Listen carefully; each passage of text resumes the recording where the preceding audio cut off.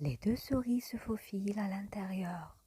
Médusa est là, en train de parler au téléphone, ou plutôt de hurler.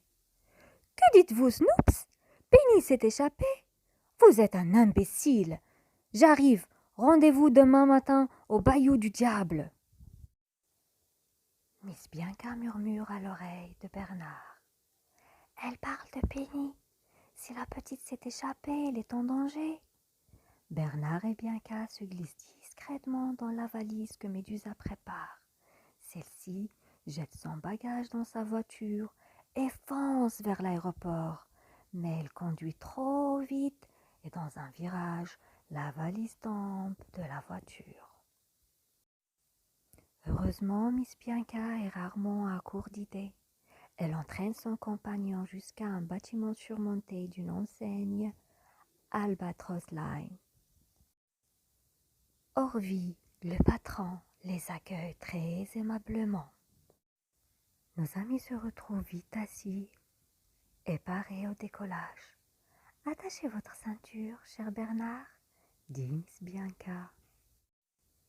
Et les voici tous les trois en route pour le bayou du diable.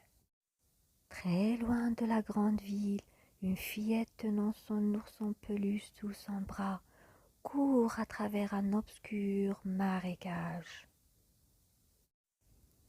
Elle vient de s'enfuir d'un énorme bateau échoué et lance des regards apeurés derrière elle. Au loin, une voix crie soudain « Penny !» C'est Médusa, debout sur le pont du bateau, entourée de ses deux alligators, Brutus et Néron. « Cette sale gosse est encore échappée !» glapit-elle. « Ramenez-la moi !» Médusa saute à bord d'un drôle d'engin à moteur et commande à Snoops. « Envoyez des feux d'artifice. Je veux que le bayou soit éclairé comme en plein jour. Cette petite peste ne m'échappera pas. » Juste à ce moment-là, Orvie survole le bayou. Surpris par le feu d'artifice, il se redresse brusquement et perd ses passagers. Heureusement, Bernard avait emporté son parapluie. Les deux souris s'y accrochent et atterrissent en douceur juste devant le logis d'un couple de souris des marais, Elisma et Luc.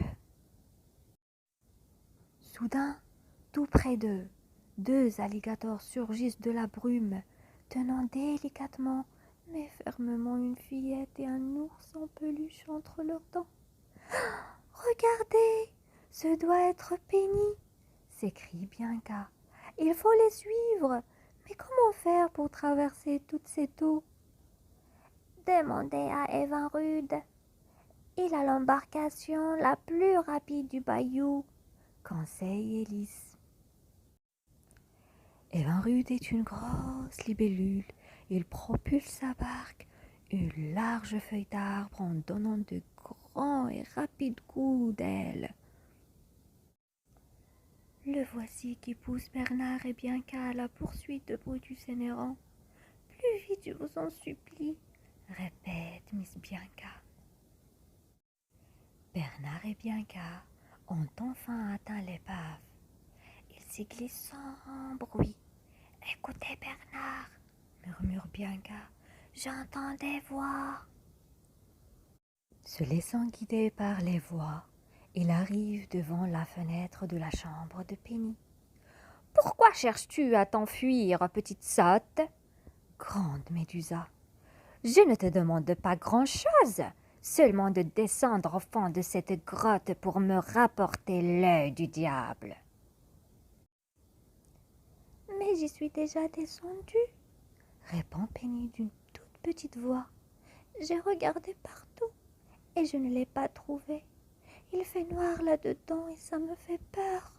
Je ne veux plus y retourner. » Bernard et Bianca, occupés à regarder la scène, ne remarquent pas les alligators de Médusa qui se rapprochent d'eux. Déjà l'un d'eux ouvre la gueule prêt à les avaler. « Oh !» dit Bernard lorsqu'il les aperçoit. Ces brutes ont flairé votre parfum, Miss Bianca. Filant. Ils s'enfuient aussitôt, en courant, produisant sur leur talent. Nos amis ont réussi à échapper au monstre. Ils se réfugient dans la chambre de Penny. La pauvre petite est en pleurs. Comment faire pour m'enfuir d'ici? Sanglote-t-elle. J'aimerais tant rentrer à l'orphelinat et trouver un papa et une maman. Bernard tapote doucement la main de Penny pour la réconforter. Qui êtes-vous? D'où venez-vous? S'étend l'enfant. Nous avons trouvé la bouteille contenant ton message, répond Bernard. Et nous sommes venus à ton secours. Penny s'inquiète. Mais vous n'êtes pas venu seul? La police va bientôt arriver. Non, avoue Bernard. Il n'y a que nous, confirme Bianca. Cela ne fait rien, on s'en sortira, dit Penny. Il élabore un plan. Bernard charge Evinrude de demander de l'aide à leurs amis du marais.